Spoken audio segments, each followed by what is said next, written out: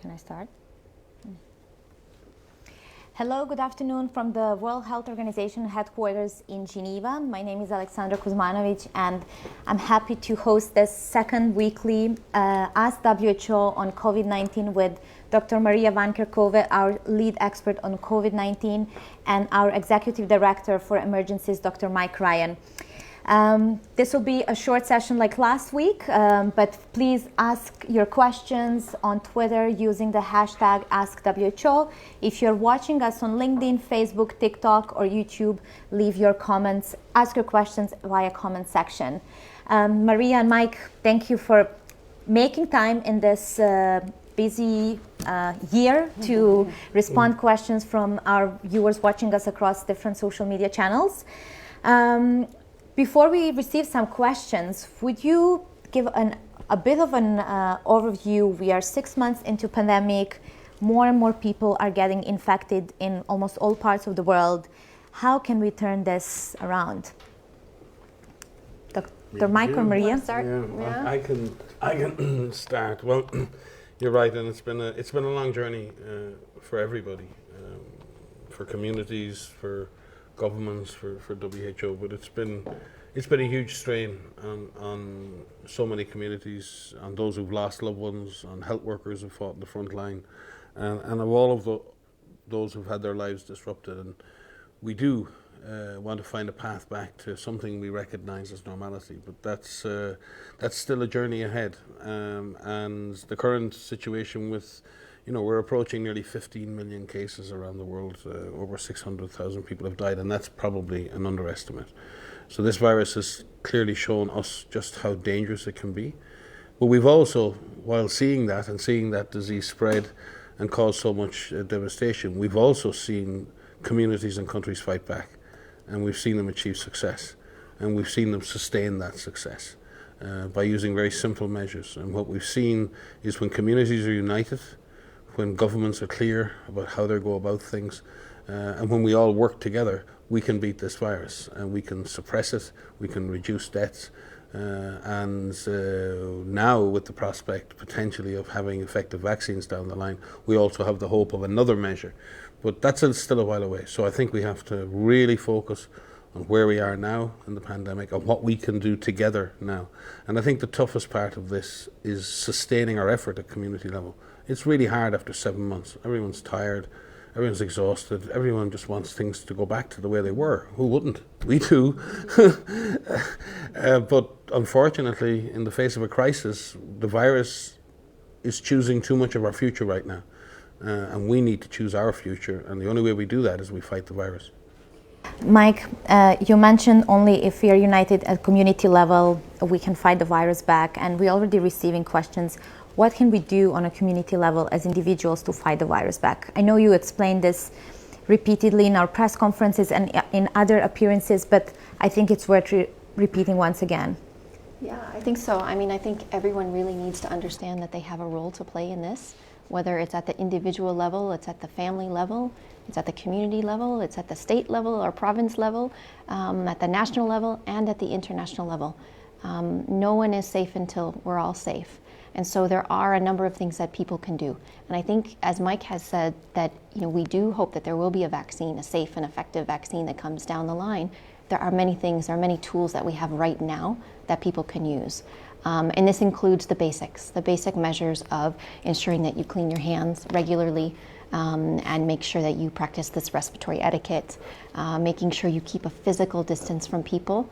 And again, I just want to highlight that we're saying physical distancing and not social distancing, because we need people to feel connected with others.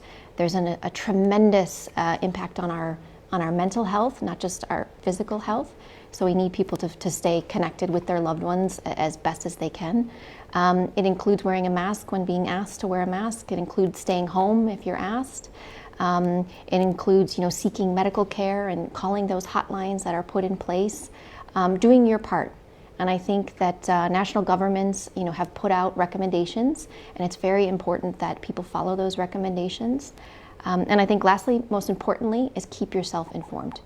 This situation is changing and it's evolving constantly. And we need to make sure that we follow the information, especially about where this virus is, because that will help us determine the types of decisions that we make on a daily basis to minimize our own risk of getting infected and perhaps passing it on to a loved one. Thank you, Maria. Question came in as well. Again, why are we not wearing the mask? So maybe we can also clarify when people should wear mask to protect as a part of all the other actions you just mentioned. So yes, so masks are one of the tools that can be used in the prevention of transmission between people. So WHO, we advise the use of masks, particularly when you're caring for patients. So especially in health facilities, when you know that somebody is infected with this virus. For the general community, we recommend the use of a mask if you're sick yourself, and actually, if you are sick, you should be at home and you should call your medical provider. But also in situations where you cannot do physical distancing and if the virus is present in the community. So in indoor settings, when you cannot do physical distancing, we recommend the use of a fabric mask. So we are sitting apart here, so that's the reason why we are not wearing masks in this setting. Mm-hmm. We are receiving a lot of questions, Mike, maybe you can take this one, about children. Should people keep children at home, or they should go back to school? And also, are there any particular precautionary measures to be taken for children? I'll let Maria will add to this, because she's the real expert around here. I would say that school is a microcosm of our society, of our community. School is a subset of people from our community. So if we have spread of the virus in our community, and that spread is intense and it's widespread, then that disease will spread through the school environment. So we know that children can spread the disease. Thankfully, the vast majority of children don't suffer a very severe illness, but that doesn't mean that they can't participate in the process of transmission. We see this with many diseases. We see this with, for example, with polio. Many children can process the virus, pass the virus on, and never get sick themselves. But when that virus reaches a particularly vulnerable child, then that virus could cause paralysis. So it's pretty much the same with COVID. The disease may pass through children. It may find the child then that's less immune or has some compromise and could cause a more severe infection, or it can also be brought home to vulnerable grandparents or others. So the way I would see it is that when you have intense transmission at the community level, then we have to be careful about schools. But also we have to also recognize that education is hugely important. And there are environments in the world where being at school is a safer place to be. Given the social conditions and there are many schools that act as very important points of nutrition for children. There are points of safety for children in areas that are not necessarily as safe socially for kids. So schools don't just function as sites of education. They're very important centres within our societies and within our communities. So we have to do everything possible to bring our children back to school. And the most effective thing we can do is to stop the disease in the community. Because if we control the disease in the community, we can open the schools. So we need to focus again back on controlling the disease at the community level. And younger people have a huge part to play in this. This is not, and I hope we're speaking to many younger people and younger adults out there. And I'm so proud of younger generation, the way they've taken on the issue of racism, they've taken on the issue of climate. We need a young generation that's willing to take action for a better future, take control of our society, take control of our future. And part of that is ensuring we get through this COVID pandemic. We need a better future, we need a stable future, we need a new normal. And it's not about being victims of that, it's about taking action to ensure that we beat this virus. And younger people, while they may suffer the least effects of this virus, participate in transmission. And we need, particularly younger people and younger adults, to really take on that responsibility and not, in a sense, feel that they're giving something up that's precious to them. And I know they are, because we were all young once, and the freedom of youth and the desire and the right you have to go and enjoy life and go and experience life. And it is hard to put your life on hold, especially when your adult life is potentially just before you. So I think I would love to see the same energy and the same commitment and the same activism that I can see going into other aspects of our future really commit themselves to getting rid of this disease. And I think we need to see more young leaders. We need to see leadership from youth, leadership from young adults. It's your future, it's your planet, it's your society. You decide how it is, you decide how it will be, not old fogies like me. Can I just add to that? Please, please, Maria. I think also the creativity that we see with the younger generation, help us find solutions, help find the solutions that we need to go forward. This idea of a new normal, I don't think anyone completely knows what that looks like. We need to create this ourselves, and everyone has a role to play. It shouldn't be older folks that, like us, that that decide. I think we need everybody to play an active role in that, and that people and of all ages need to feel empowered that they have a role to play in this. So speak up, speak out. Help us work through this and find and really find that way to be creative and innovative. That this is temporary. I mean, this idea of having to put some things on hold is hard, and I understand that because we are also all of us are putting things on hold, but it is temporary. We will get through this. We will get through this. There is hope. You were asking about the 6 months and can people turn this around? Can we turn this around? We can absolutely turn this around. And I think everybody needs to know that, and we're not just saying that because we are optimists here. We have seen many, many countries do this. It's going to take tremendous hard work, but it needs to take every single member. I have 2 young kids, and just trying to get them to wash their hands regularly, and do the showers every night and all of that. And I know my son is watching. Everyone has a role to play, and I think you've heard us say this many, many times before. We want people to feel empowered and to be part of this solution and to be part of the response. Thank you both. This was very motivational and inspirational, and I can tell you that we're already receiving some questions from people watching us on TikTok. Sukanya is asking how to protect myself and others from COVID if I need to take public transportation every day. So this is one of the settings that young people are using on daily basis to commute, go to school, still see their friends. So what do they need to know?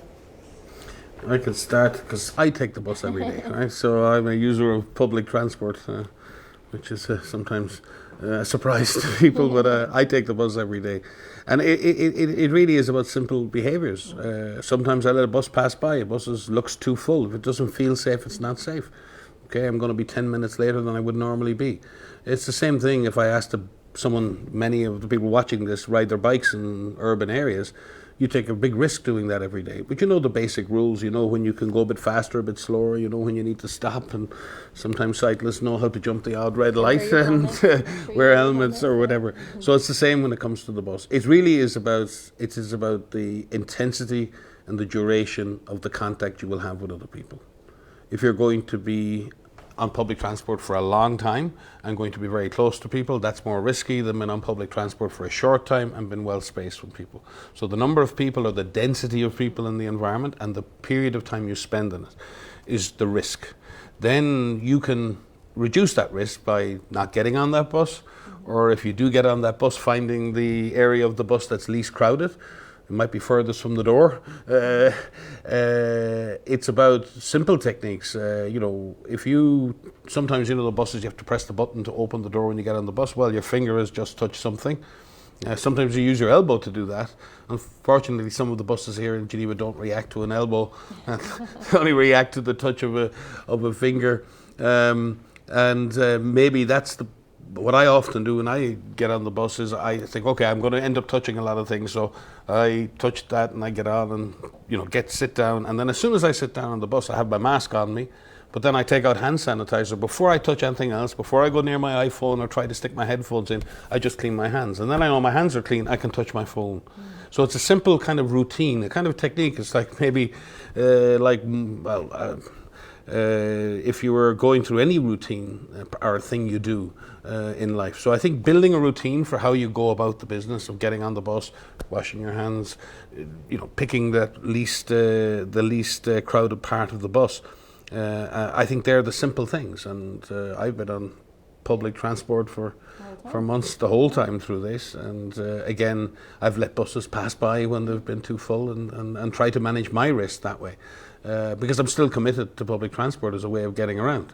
It doesn't, for me, it doesn't give me the excuse to hop in my car because I live in the city and therefore I don't want to have a car, and maybe it'd be safer for me now to have a car, but then I have an impact on the environment. So I have to trade off the good and the bad, and I try to manage that risk in a way that minimizes the risk to me, but maximizes my chance of my commitment to climate or my commitment to something else. And I think most people we do that every day. I think, to be honest with you, this is something humans, we're designed for this. Adapt. We do it. We adapt. We live in complex environments and we make complex decisions every day. The issue is just to learn and absorb the behaviors you need to keep you safe. And it's all out there. I mean, in fact, if anything, we're overloaded with information about what to do and what not to do. And sometimes I feel people feel overwhelmed by all the advice they're getting. And I think that's something on our side we need to be careful with. I know a number of people have said to me, my God, if I did everything everyone told me to do, I'd probably hide under my bed all day long. That's the only way to be safe. And I think that's a reasonable thing. I think we have to be very careful to create enough concern in people so people react, but not so much concern that we drive fear and we drive panic. And finding that balance is not easy. Thank you very much, Mike. We have another question and comment actually from our viewer on Facebook, Jennifer Randall, who says that you're doing a great job. Thanks, Jennifer. And she's asking, how can we engage people who are not wearing masks? Should it be mandatory or should we try to convince? That's a really, really good question, Jennifer. The use of any of this advice or the use of masks, forcing that to happen sometimes doesn't work. But these these guidelines are put in place for a reason. So it's really important to understand why the advice is put out there. There must be a reason why there's an advice to use a mask in a certain situation. So, for example, using a mask when you go into a shop, or using a mask when you're on public transportation. These are situations where you can't do physical distancing. And there's a reason for that. And the reason is if you put on a mask, it's to protect you from infecting somebody else. And if somebody else is infected, from them infecting people that are around them. And so really understanding why that advice is put in place, I think can be helpful. And if you don't understand, ask why. Find out what is the reason for this. Why are these items being told to us, and then see what it is. Okay, maybe it's inconvenient, maybe it's a little bit uncomfortable. I have to say, putting on a mask is not the most comfortable, but it's something that you can do. Again, this is temporary. This is something that you play your part in, and if that can help prevent transmission, then please do that. Thank you, Maria. Can I just maybe add to that, because I think it's a key point. Because we see this in other parts of our lives. I mean, social norms and what we do is part of the norms of our society. What we expect of ourselves and our community expects of us. It is always a mixture of your acceptance to do that. In other words, I think that's a smart thing to do. I will do it, which is my acceptance of that behaviour. And then there's also the deterrence of someone says you can't do that and there'll be a punishment if you do that. Yeah. We do this all the time. Seatbelts in cars, baby seats in cars, drink driving rules. There's an element of social. I mean, if I get in a car with my 3-year-old or my 4-year-old kid and I stick them on the back seat and don't put a seatbelt on, I'm breaking the law, but I'm also breaking a social norm. Because other people will look at me and go, oh my God, you're doing that? Or if I go into a bar and I drink, 5 or 6 drinks and then I go and get in my car and I drive, that's not socially acceptable anymore. There was a time when that behavior was socially acceptable, was totally normal. Yeah. It's not acceptable anymore. And the way we got there was a mixture of deterrence, rules that said you can't do this, but also a change in the way our attitude to that. And I think both are important, but I would much prefer the role of acceptance and trust rather than the role of enforcement. Because enforcement behavior that changes because of acceptance can sustain itself for a long time. Behavior that changes because of enforcement is not It's not the same. It's not sustainable because you keep having to apply the enforcement. So it's much better if it's through trust and if it's through acceptance that we change any of our behaviours, because it's a more sustainable way for us to change. But we have to also accept that in certain situations, enforcement may be needed. But again, when a rule is enforced, it can be enforced in a number of different ways. It can be enforced through people pointing out to people that you're doing something that's not acceptable, and it can be done through warnings. It can be done through trying to convince people, and I've seen a number of authorities doing that, where they don't have punishments for people, but they point out to people that you're doing something that's not allowed. Yeah. So I think you can build that up, but we have to be very, very careful in all of this to remember that human rights are important in the centre of this. We are members of a community and a society, but we're also individuals, and we're free to express our individual views, and we're free to carry out our individual behaviours, as long as those behaviours don't impact on the well-being of others. And I think that's the contract we have in society. So we need to not look at what is my right to behave. You have a right as an individual to behave in any way, in a sense, you wish to, as long as your behaviour does not impact on essential issues in somebody else's life. And that's the question we have to ask ourselves all the time. Am I impacting others? If I'm not impacting others, fine. Yeah. There's a lot of questions coming from our viewers, and we thank you very much for that. I would like to pass another one from a viewer from TikTok again. Is there a risk being in large gathering outdoors? So that's a good question. The risk depends on the context that we've mentioned. So indoors is riskier than outdoors. First of all, what's risky is where the virus is. So we need a good understanding of where this virus is. And so that's why there are systems in place to be able to detect cases and to find cases, make sure that they are isolated. Anybody who is infected is isolated from other people, and that we carry out what is called contact tracing, which is essentially finding every close contact that you have, an infected person has, and separating them, putting them in quarantine from someone else. This is what we call breaks chains of transmission. So that's first and foremost, and that's important for somebody to know when they're taking a decision about, do I do this activity or do I do that activity? As it relates to outdoors, doing things that are outdoors means that you have more space, means that there's free-flowing air and there's better ventilation, and it means that you could be more physically distanced than others compared to something indoors. One of the things we want to highlight is avoiding crowded indoor spaces. I think that's really important right now, especially in this part of the pandemic where we are, to avoid those types of situations. If you can, that's good. So outdoor spaces are even better. But even when you're outdoors, you still need to be physically distanced from individuals. So that's at least 1 meter apart. And make sure that you practice your cleaning your hands, make sure that you use your respiratory etiquette, and if you cannot do that even outdoors, make sure that you wear a fabric mask. Thank you, Maria.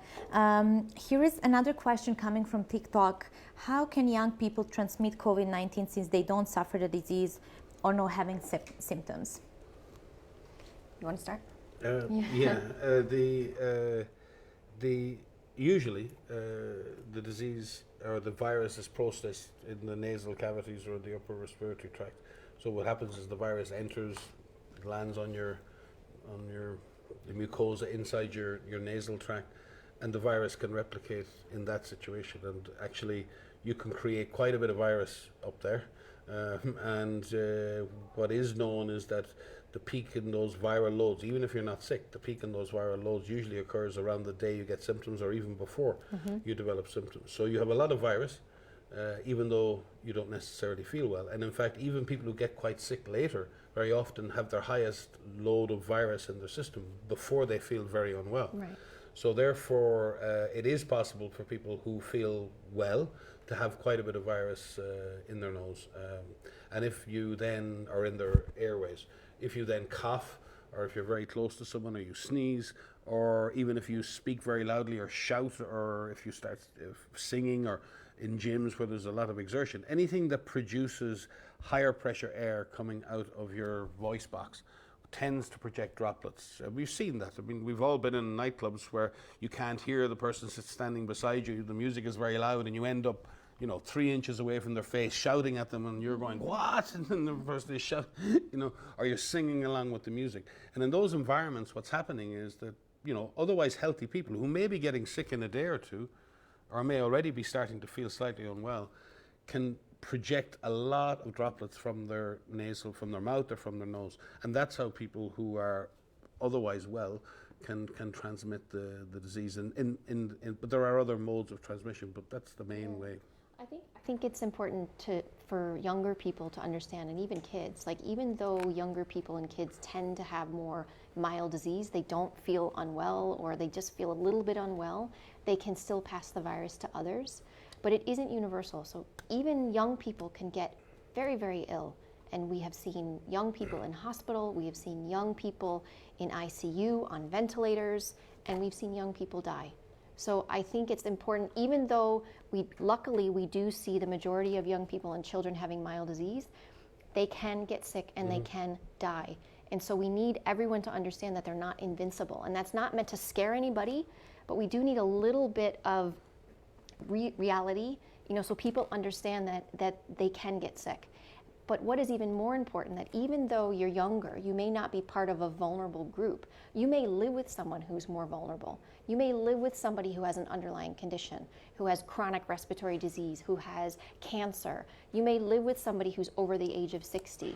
And if you get infected, even though you don't feel unwell, and even though you may not even have symptoms, you can pass the virus to someone else that is vulnerable, and they could get really, really sick, require hospitalization, and they could die. So it's not only about protecting yourself. We want everyone to do what they can to protect themselves, but it's also about your responsibility of protecting others.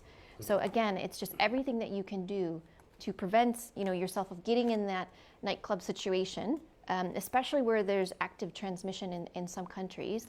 Avoid those crowded situations and close contact with one another to prevent the opportunity for the virus to pass. The virus likes people. The virus doesn't just waft around. It needs people to pass between.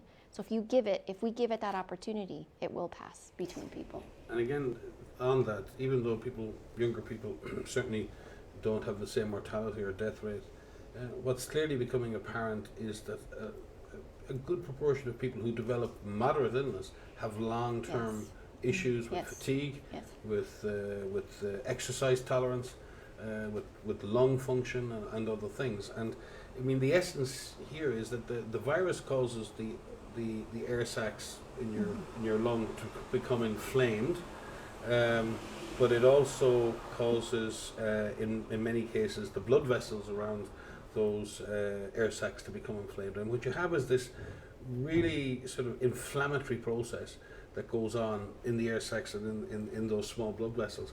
And when that subsides, it takes a long time for your lungs to regain their normal function, and sometimes for your cardiovascular system. And that's why a lot of people are suffering long-term fatigue. They're finding it really hard to go back to the gym. They're exhausted if they're going up and down the stairs. And these are young people. Yeah. Now, we hope, and many of them are making slow recoveries, but who wants to spend 3 months or 6 months or a year recovering from an illness that lasted 10 days or 12 days that you can prevent? Yeah. We don't. I mean, we live in a society. We go to the gym. We're trying to stay fit. We're trying to make healthy choices. This is one healthy choice we can make. Yeah. Avoid getting COVID-19 because it's probably, even if you're not going to die from it, even if you're not going to be admitted to hospital, a significant minority of people, even young people, find it hard to make a full and immediate recovery from the disease. Can I just say that many people have reached out to me personally on Twitter and on other social media means about groups that are in that recovery phase. I just want to say that we hear you. We do hear you. We do have a group that's looking at the longer term recovery of people who have quote unquote recovered. The people that you're talking about that are dealing with these long term effects. We hear you. And what we're trying to really understand is, I mean, even though we're 7 months in, I know it feels like an eternity for most people. It's still very, very new.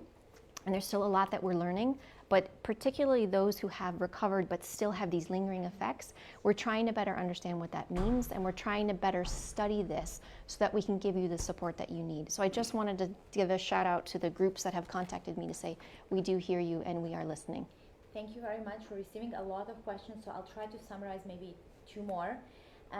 One is coming from Facebook from Cecilia Viches. How effective is contact tracing and how often should one get tested? You mentioned that we need to know where the virus is in community to control it, so I thought it's good to clarify contact tracing and testing. Yeah, so contact tracing is essential. In infectious diseases, what everyone needs to understand is that the virus passes between people. And so when we know where the virus is, you think of, I wish I had a little visual right now, think of these dots, think of these dots representing people. If someone has contact with lots of dots, then you can spread the virus between people. So what contact tracing does is it identifies a case, and testing is essential to be able to determine who has the virus and who doesn't have the virus.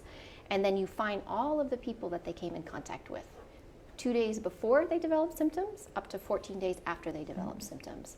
You find those contacts, and then you follow them. You put them in quarantine, which means you separate them from others, so that if they have the virus or develop the disease, that they don't pass it to others. And you follow them for 14 days.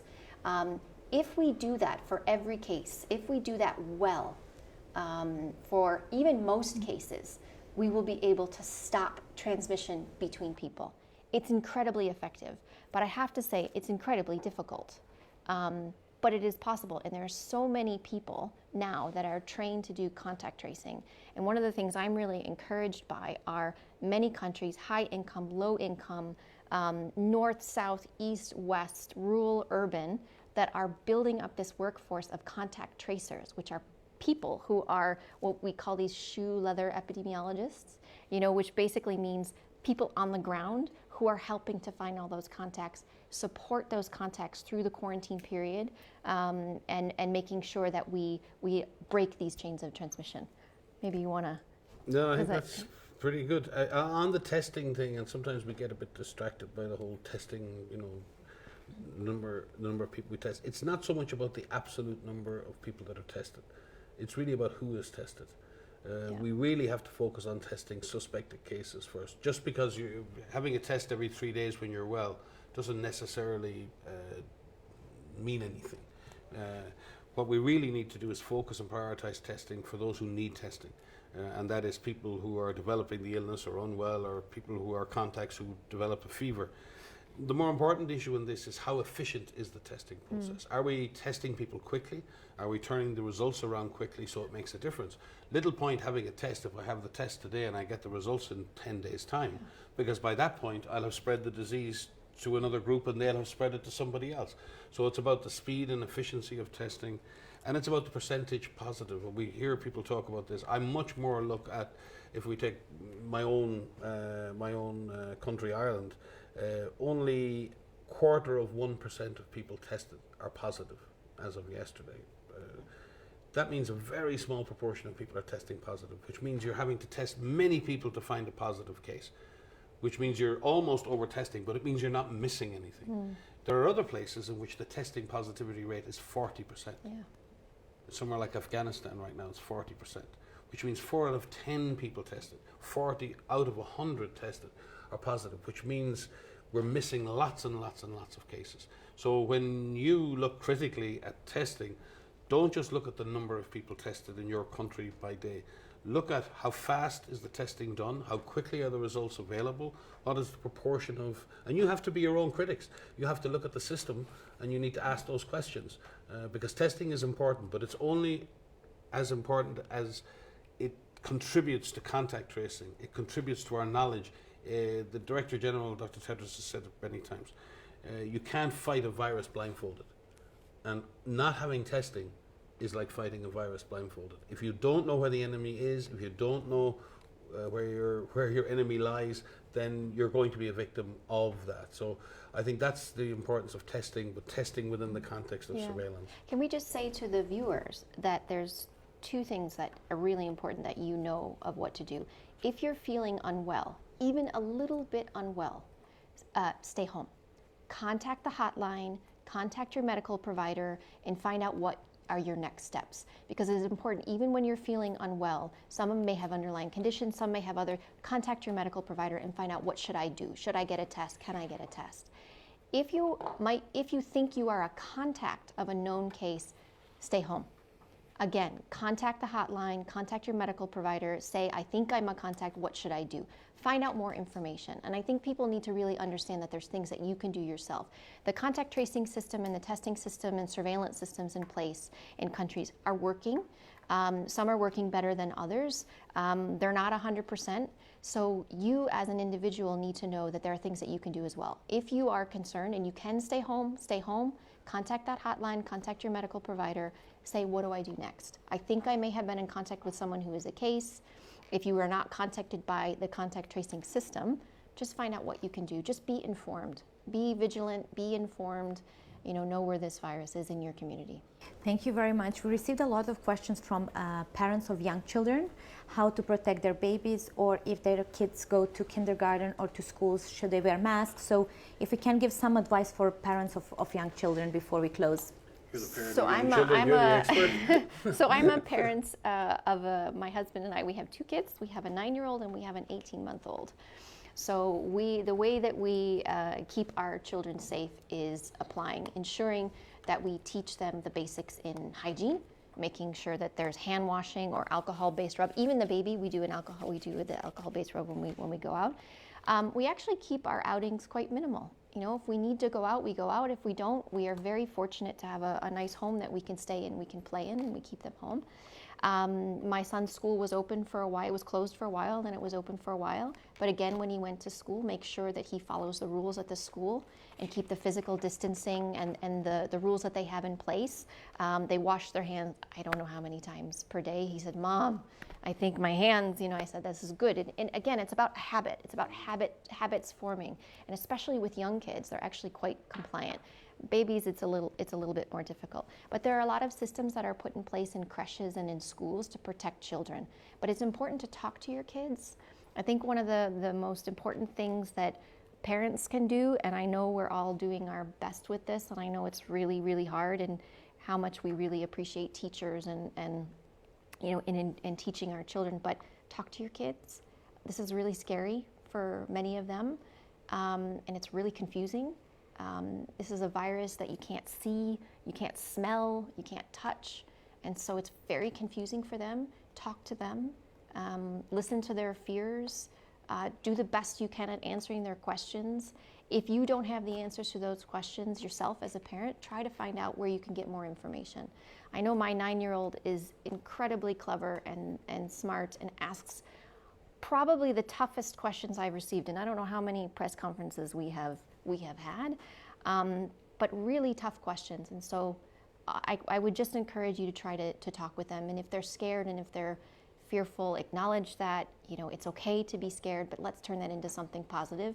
My son drew rainbows for everybody here. Turn it into mine. I have mine. You have your mine as well. So, turn it into something positive. And I know a lot of kids clap for health workers, and so they can be a part of this too. So whatever we can do to kind of engage them and make sure that they feel part of this. But just to say, we do acknowledge that this is scary, and we will get through this.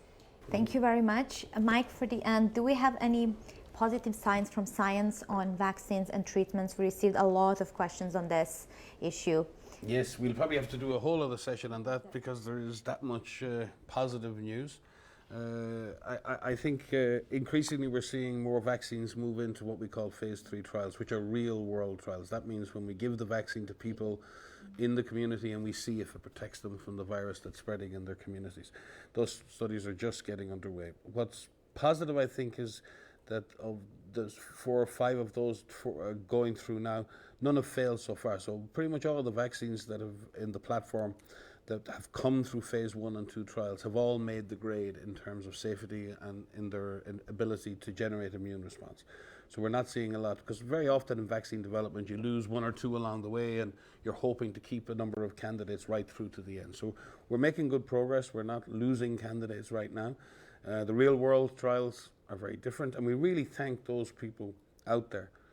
Particularly, again, it's mainly 18 to 55-year-olds who are volunteering for the studies, because they're hugely important studies, and people are stepping forward and saying, yes, I want to be part of this study. And that's a massive contribution to the whole world. People who are doing that for drug trials, they're doing that for vaccine studies. It's a huge gift to humanity to participate in research. You don't have to be an observer. You can participate in this.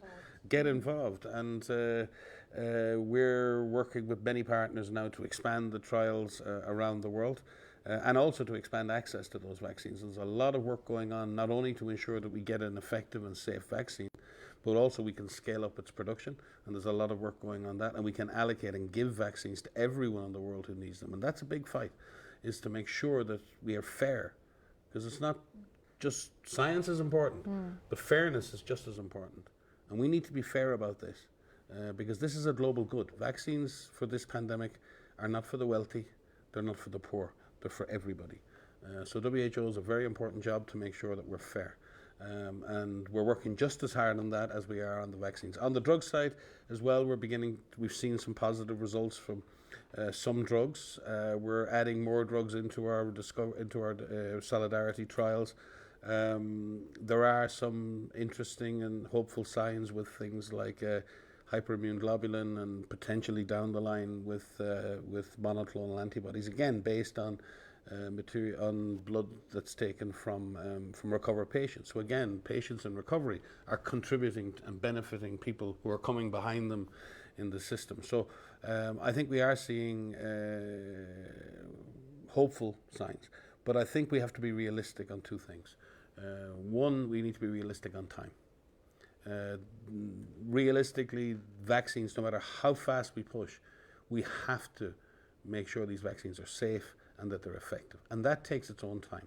And we're speeding that up as much as possible. But we're not in any way going to cut corners on safety. We have to be able to look ourselves in the eyes, and we have to be able to look at our communities and assure them that we have taken every precaution to make sure these vaccines are safe and effective before we go giving them to general populations. In order to make that happen, we can shorten that time, but realistically it's going to be the first part of next year before we start seeing people getting vaccinated. That's the first sort of issue. Second issue is vaccines are never 100% effective. They generate immunity in most people. For some vaccines, it's only some people. For some vaccines, like measles, they're highly effective and 95% of people are protected. We don't know where we are with this. So we're going to have to wait and see how effective the vaccine is going to be and how long will the protection last. So the idea that we're going to have a vaccine in 2 or 3 months and then all of a sudden this virus is going to go away, I would love to be here saying that to you, but that's just not realistic. And it's really important that we're realistic in our expectations. We have to push, get the best vaccines we can, get the best treatments we can, but we also need to be realistic, and we need to do what we can now. And Maria said it, there's so much we can do now. And it'll be so much easier to get rid of this virus using vaccine if we've already suppressed it.